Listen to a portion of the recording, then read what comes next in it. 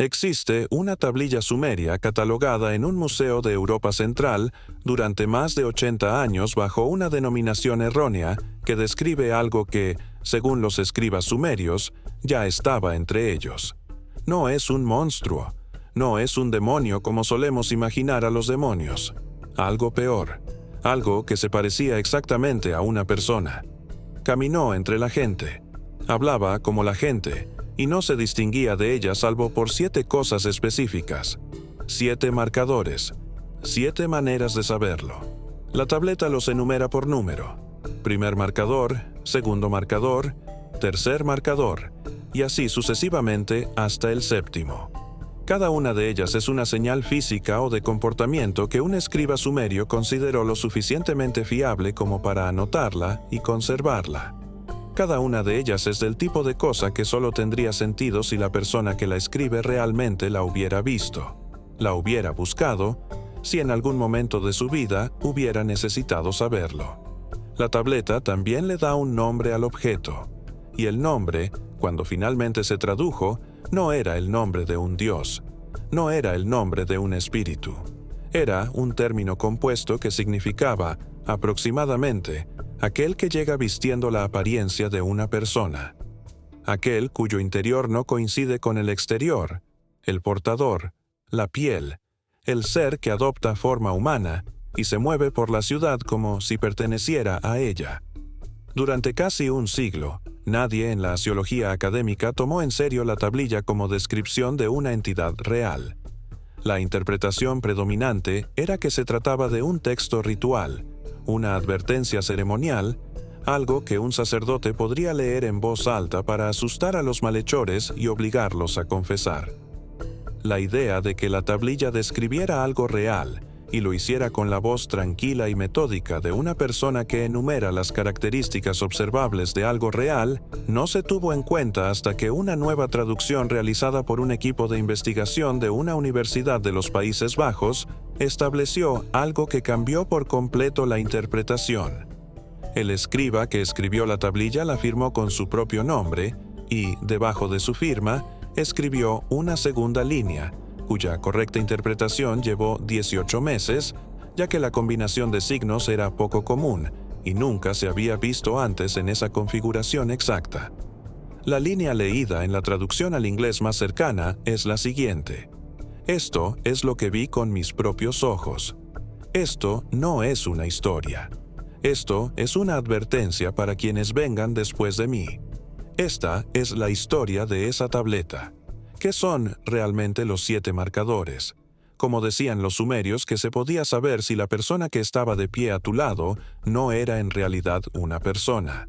Y lo que el escriba parecía creer ya estaba sucediendo en su propia ciudad cuando se sentó a grabar la advertencia en arcilla húmeda y archivarla en un archivo del templo, donde esperaba que tal vez alguien en un futuro muy lejano la encontrara y la comprendiera. La tablilla es pequeña, más pequeña que la mayoría de las tablillas de los templos de la misma época. Está inscrita por ambos lados con una letra apretada que los asirios han descrito como inusualmente cuidadosa. Cada cuña es precisa. Cada signo está en la proporción correcta. El escriba no tenía prisa. El escriba quería que esto se conservara. Fue recuperado durante una temporada de excavaciones europeas en la década de 1890, de un estrato datado en aproximadamente 2300 años antes de la Era Común. Esto sitúa su composición a finales del período dinástico temprano, cuando los registros escritos se expandían rápidamente para incluir no solo documentos económicos, sino también la primera literatura religiosa que conservamos de cualquier parte del mundo.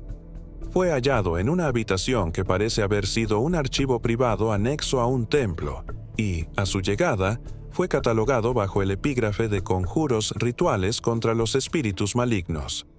Ese encabezado del catálogo es la razón por la que fue ignorado durante tanto tiempo. Una vez que una tablilla se archiva como texto ritual, los investigadores posteriores tienden a interpretarla como tal. Buscan las fórmulas estándar. Cuando no encuentran esas fórmulas, concluyen que la tablilla es una variante o un ejercicio de escriba y siguen adelante. cuando el equipo holandés comenzó su reevaluación a finales de la década de 2010, no buscaba nada en particular. Estaban realizando un amplio estudio de las tablillas mal catalogadas, cotejando las inscripciones originales con las traducciones actuales. Sacaron esta tableta de un cajón, leyeron las primeras líneas y, en unos 20 minutos, se dieron cuenta de que la tablilla no era en absoluto un conjuro ritual, era un informe de campo. Era la descripción de una entidad, no una entidad mitológica, una entidad específica escrita por alguien que afirmaba haberla observado personalmente y que estaba anotando las características observables para que otras personas que se encontraran con la entidad en el futuro supieran lo que estaban viendo. Y antes de continuar, necesito hacer una pausa porque lo que estoy a punto de mostrarles, paso a paso, es realmente perturbador. Los 7 signos, las posiciones exactas de cada notación de forma ununio, la manera en que el escriba transita de un marcador al siguiente, utilizando un signo separador específico sobre el que los aseriólogos aún debaten, y las coordenadas que la tablilla proporciona sobre el lugar donde se observó la entidad por primera vez. Lo plasmé todo en un documento escrito, dispuesto junto al texto sumerio original, para que puedan ver la tablilla tal como la vio el equipo holandés. El enlace se encuentra a continuación en la descripción del video. Tómala y luego regresa, porque lo que estoy a punto de describir solo se entiende correctamente cuando tienes la tableta frente a ti. Ahora, continuemos. La primera anotación descrita en la tablilla es la que sonaría absurda si no estuviera escrita con tanto cuidado. El escriba registra que la entidad no parpadea al mismo ritmo que una persona. No describe la velocidad en segundos porque los sumerios no dividían el tiempo con tanta precisión. Lo que sí dice es que, en el transcurso de una sola conversación, una persona normal parpadeará muchas veces y la entidad parpadeará menos veces, y la diferencia es perceptible si uno se fija bien. Especifica que la entidad parece tener que recordar parpadear, que hay momentos en que lo olvida, que durante esos momentos los ojos permanecen abiertos durante un tiempo que a una persona le resultaría incómodo, y que a la entidad no parece resultarle incómodo en absoluto. El escriba añade un detalle menor que ha inquietado a todos los investigadores que han leído el pasaje. Escribe que cuando la entidad parpadea, el parpadeo no es asimétrico como lo es el parpadeo humano. Los parpadeos humanos casi nunca están perfectamente sincronizados entre ambos ojos. Existe una fracción de segundo en la que una tapa comienza a abrirse antes que la otra. Los parpadeos de la entidad, cuando ocurren, están perfectamente sincronizados. Ambas tapas se mueven juntas. Ambas tapas encajan a la perfección. La acción es mecánica, no refleja. Él señala que si uno tiene la disciplina de fijarse en los ojos y en nada más durante una conversación normal, lo notará, y una vez que lo haya notado, no podrá dejar de notarlo durante el resto de su vida. El segundo marcador es la boca. El escriba escribe que cuando la entidad habla, los labios se mueven correctamente, pero las comisuras de la boca no participan como lo hacen en una boca real. Lo compara con una máscara que se ha ajustado con precisión al rostro, pero que resulta ligeramente demasiado rígida en los bordes. El centro de los labios es móvil. Las esquinas son rígidas. Él señala que esto solo es visible cuando la entidad sonríe y que la entidad sonríe rara vez, pero cuando lo hace, la sonrisa no se extiende completamente hasta las mejillas como lo hace una sonrisa humana. Se detiene en un lugar específico, y el escriba parece haber identificado ese lugar específico como clave para el diagnóstico. Los anatomistas faciales modernos que han examinado el pasaje han ofrecido una explicación que el escriba no podría haber conocido. Una sonrisa humana genuina activa un grupo muscular específico alrededor de los ojos y las mejillas que no se puede activar voluntariamente. Este músculo solo se activa cuando la persona sonríe de verdad. Los actores la llaman la verdadera sonrisa. Los científicos lo llaman respuesta de Duchenne. Esa es la razón por la que una sonrisa fingida siempre se ve un poco rara, incluso cuando la persona que la hace es un artista entrenado. Lo que el escriba describía era la ausencia de esa respuesta involuntaria. La entidad puede mover los labios. No puede activar los músculos que se encuentran detrás de los ojos. La sonrisa se detiene en la comisura de los labios y no va más allá porque no existe el mecanismo para ir más allá. El tercer indicador es el olfato. Y es aquí donde la tableta se convierte en algo más que una simple curiosidad. Porque el escriba no se limita a decir que la entidad huele mal. Describe el olor. Escribe que es débil, que solo es detectable cuando la entidad ha estado en una habitación cerrada durante un periodo prolongado, o cuando el clima es cálido y está en calma. Lo compara con el olor de una habitación donde la carne ha estado guardada un poco más tiempo del debido, no estropeada ni podrida, simplemente pasada la época en que estaba fresca. Escribe que una persona criada en una granja, acostumbrada a los olores de los animales y la matanza, reconocerá el olor de inmediato. Una persona criada en la ciudad que nunca ha tenido motivos para fijarse en estas cosas no lo reconocerá, pero se sentirá incómoda en presencia de la entidad sin saber por qué. Los investigadores modernos que han estudiado este pasaje han observado que la descripción coincide con un proceso bioquímico específico: la degradación de ciertas proteínas y tejidos que no se mantienen mediante un metabolismo activo. En términos más sencillos, es el olor de la piel usada pero no habitada. El olor del tejido que técnicamente sigue ahí, pero que no está vivo en ningún sentido biológico. El escriba no disponía de ese vocabulario, pero describió el fenómeno con tal precisión que una persona que lo lea 3000 años después con el vocabulario que tenemos ahora podrá decir exactamente lo que estaba describiendo. Añade una observación práctica. Escribe que los perros no se quedarán en una habitación con la entidad, que un perro que sea llevado ante la presencia de la entidad se pondrá erizado, retrocederá y se negará a ser llevado de vuelta. Escribe que esta es la prueba más temprana y barata a disposición de una persona que sospecha de un vecino, y que en su ciudad los comerciantes que vendían perros guardianes habían comenzado discretamente a anunciar este uso. El cuarto indicador es la quietud, y este es el que el escriba parece haber encontrado más perturbador. Escribe que una persona normal, incluso cuando está sentada en silencio, nunca está completamente quieta. Hay pequeños movimientos, como la elevación del pecho, el cambio de peso, los leves espasmos de las manos y la cara, que una persona realiza sin darse cuenta. Cuando la entidad está en reposo y cree que no está siendo observada, se queda completamente inmóvil. No quieta como una persona relajándose, quieta como un objeto. El pecho no se eleva, las manos no se mueven, la cara no se ajusta, se sienta y espera, y no realiza ninguna de las funciones que un cuerpo realiza automáticamente cuando está habitado. El escriba observa que la entidad parece recordar, tras un breve intervalo, que debería moverse, y entonces el movimiento se reanuda y vuelve a tener un aspecto normal. Y a menos que estuvieras mirando durante el intervalo de quietud, nunca lo habrías visto. Pero escribe que si uno logra observar a la entidad cuando no sabe que lo están observando, aparecerá la quietud y uno lo sabrá. Él da una instrucción específica. Dice que hay que dejar a la entidad sola en una habitación aparentemente sin vigilancia y que hay que regresar inesperadamente por otra puerta.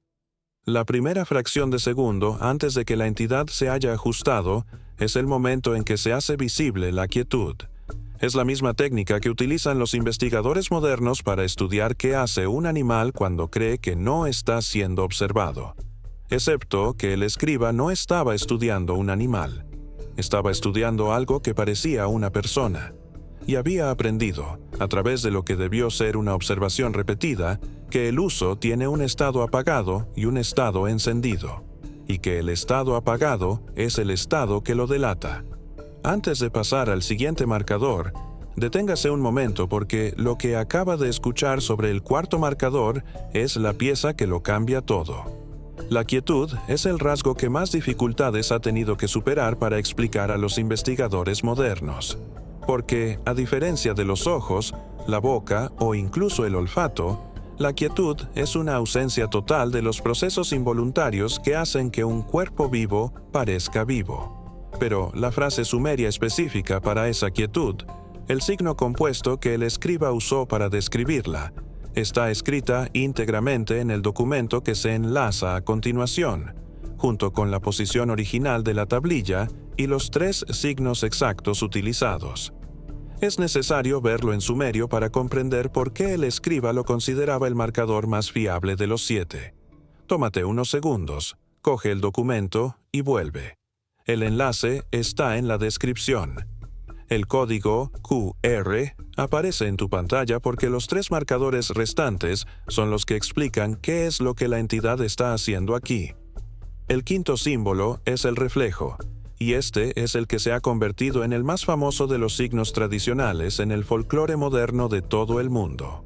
El escriba escribe que el reflejo de la entidad en el agua quieta no es idéntico a la entidad misma. Él se cuida de especificar que la diferencia no es obvia. El reflejo está presente. El reflejo tiene aproximadamente la forma correcta. Pero si observas con atención el reflejo de la entidad en una olla con agua o en la superficie de un canal, notarás pequeñas discrepancias. El reflejo se retrasa ligeramente con respecto al movimiento del original. O bien, el reflejo muestra un rostro cuyas proporciones no coinciden del todo. O bien, el reflejo bajo cierta luz parece mostrar algo debajo del rostro que no es lo mismo que el rostro en la superficie. El escriba deja constancia de que la entidad es consciente de esta debilidad y que evita el agua estancada siempre que puede. Que la entidad, al pasar cerca de un embalse o un pozo, se posicionará de manera que no mire hacia abajo y pasará rápidamente a su lado. Sugiere que observar la relación de una entidad con las superficies reflectantes durante varios días es una de las formas más prácticas de identificarla. Solo tienes que fijarte cuál de tus vecinos nunca se mira en el espejo. El 6.º marcador es el nombre. Y es aquí donde la tablilla se vuelve, en cierta lectura, insoportablemente específica. El escriba escribe que la entidad tiene un nombre. Cada entidad tiene un nombre. No es el nombre que una persona elegiría. Es el nombre de la persona cuya piel está vistiendo la entidad. Cuando se le pida a la entidad que diga su nombre, dirá el nombre de la persona correctamente y no titubeará. Pero existe una condición bajo la cual el nombre aparece incorrecto.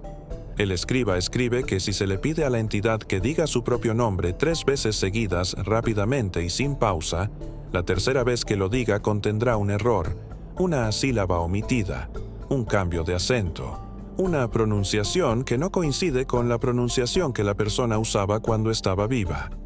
El escriba explica que esto se debe a que la entidad está recuperando el nombre de una memoria que no formó originalmente y que la recuperación se degrada con la repetición. Los 2 primeros están limpios, el tercero no. Casi como un comentario al margen, señala que esta es la razón por la cual, en ciertos procedimientos legales sumerios, se le pedía a un testigo que dijera su nombre 3 veces antes de prestar declaración. Los estudiosos modernos han asumido que se trataba de una redundancia ceremonial. La tableta sugiere que se trataba de otra cosa. Sugiere que se trataba de una prueba de detección. Esto sugiere que el sistema legal de esa ciudad, en algún momento, necesitó una forma de controlarlo. La 7ª marca es aquella de la que el escriba escribe al final y a la que llama con mayor reticencia la costura. Explica que la piel que lleva la entidad no está perfectamente integrada con lo que hay en su interior. En cada entidad hay un punto donde la unión es imperfecta, donde se nota el desgaste. En algunos casos, la costura se encuentra detrás de la oreja. En otros casos, se encuentra en la base del cuello. En otros casos, se localiza en la muñeca, donde la piel de la mano se une con la piel del antebrazo. El escriba no afirma saber por qué la costura aparece en diferentes lugares. Él especula que depende de cómo se extrajo originalmente la piel, pero es enfático en un punto. La costura siempre está presente, siempre se puede encontrar. Si sabes lo que buscas, siempre es la confirmación. Escribe que si has observado los primeros 6 indicadores en una persona y sospechas algo pero no estás seguro, El séptimo resolverá la cuestión. Mira la base de la oreja. Observa la articulación del cuello. Mira la muñeca. Habrá una línea donde la piel tenga un color ligeramente diferente, o donde cambie la textura, o donde el vello crezca en una dirección que no coincida con el vello circundante. Esa línea es la costura. Esa línea es donde la prenda se encuentra con lo que hay debajo. El escriba escribe que una vez que has visto la costura, no puedes dejar de verla, y que a partir de ese momento sabrás lo que la persona no es. La tableta no se detiene en los 7 marcadores. Continúa y lo que dice a continuación es lo que provocó que el equipo de traducción al holandés se quedara sentado en su oficina durante 1 hora entera después de que la frase se resolviera en inglés sin decir palabra porque ninguno de ellos estaba seguro de qué hacer con ella. El escriba escribe que las entidades no son pocas. El escriba escribe que las entidades son muchas. Escribe que, en el momento de escribir esto, en su ciudad había identificado a más de uno, y que sospechaba que había más que no había identificado. No da ningún número. Él no estima una proporción. Simplemente escribe que hay más de uno, que parecen conocerse, que parecen coordinarse, y que la población común de la ciudad no es consciente de su presencia. Continúa diciendo que las entidades no parecen ser hostiles de ninguna manera visible. No atacan, no matan abiertamente, no alteran la vida cotidiana de la ciudad.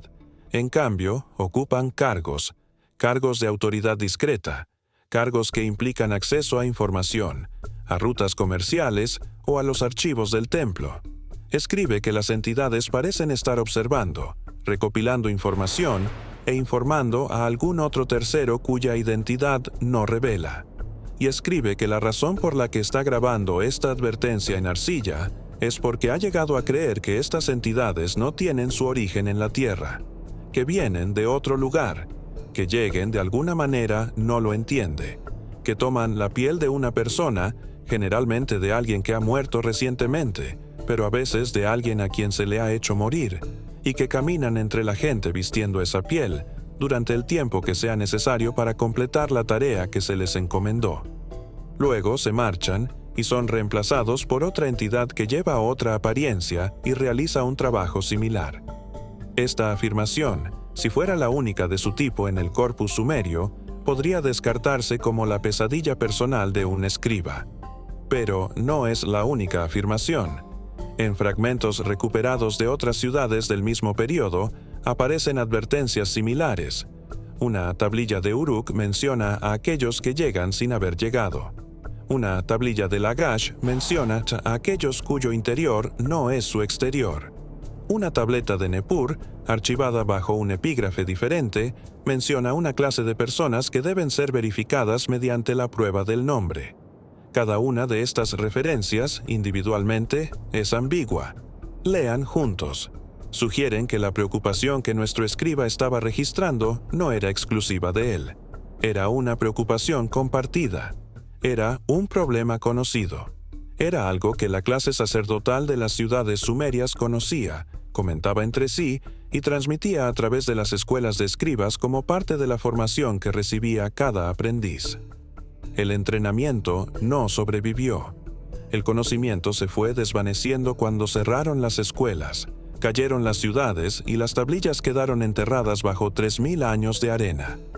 Lo que sobrevivió fue el folclore. Historias sobre seres que podían adoptar forma humana. Historias sobre cómo contarlas. Historias que viajaron con las poblaciones que se desplazaron desde Mesopotamia a todos los rincones del mundo. Inversiones que varían en los detalles pero coinciden en la estructura.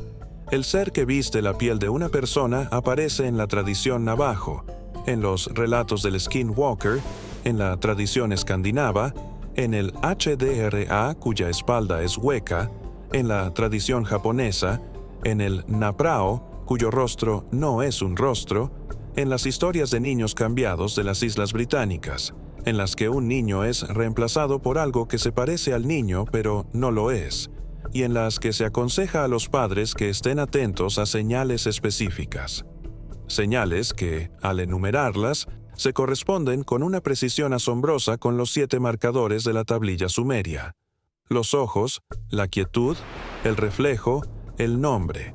Las historias no coinciden en cuanto a su origen. Algunos dicen que proviene del reino de las hadas.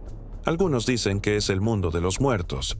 Algunos dicen que es un lugar bajo las montañas. Ninguno de ellos dice lo que decían los escribas sumerios, que es que proviene de algún lugar completamente distinto, que su propósito es la observación y la extracción, que está aquí en cantidades y que está aquí ahora. Pero los marcadores coinciden entre culturas, entre idiomas. A pesar de 3000 años de separación, los marcadores coinciden, lo que sugiere que, sea lo que sea que el escriba estuviera describiendo, otras personas en otros lugares y en otros momentos también lo vieron, también lo escribieron y también advirtieron al respecto. Y las advertencias sobrevivieron en diferentes formas porque el fenómeno no desapareció. Hay una última sección de la tableta que debe abordarse, ya que es la que ha generado mayor controversia entre los investigadores que la han estudiado. El escriba escribe en sus últimas líneas que ha comenzado a sospechar de uno de los sacerdotes de su propio templo. No menciona el nombre del sacerdote. Solo ofrece una descripción, una figura importante, alguien con acceso a los archivos del templo, alguien cuyo nombre es conocido en toda la ciudad y cuya autoridad no se cuestiona.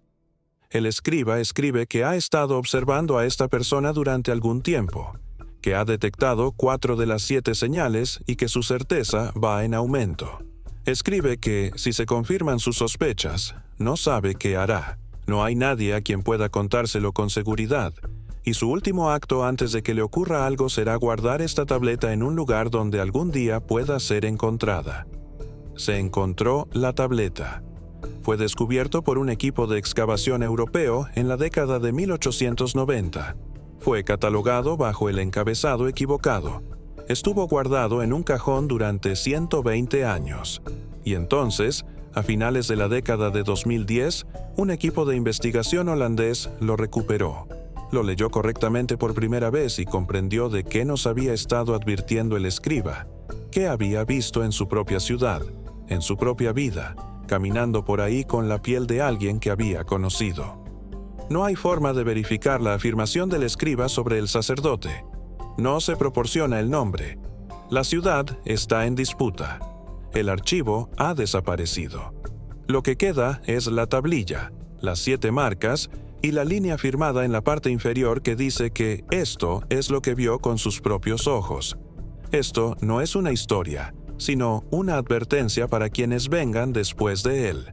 Nosotros somos los que vinimos después de él, y sea cual sea la advertencia que decidamos hacer, sea lo que sea que decidamos creer o no creer, la tablilla existe. Los marcadores quedan registrados. La reclamación consta en los registros. La próxima vez que estés en una habitación con alguien y sientas que algo no va del todo bien, sin saber por qué, puede que recuerdes, sin darte cuenta, que un escriba sumerio de hace 3000 años escribió una lista de 7 cosas: los ojos, la boca, el aroma, la quietud, el reflejo, el nombre, la costura. Las anotó porque pensó que algún día alguien las necesitaría. Si tenía razón o si simplemente estaba registrando el terror íntimo de un sacerdote solitario en una ciudad que se derrumbaba, es una pregunta que la tablilla no responde, que nadie vivo hoy puede responder y que cada uno de nosotros, cuando terminemos esto, tendrá que responder por sí mismo.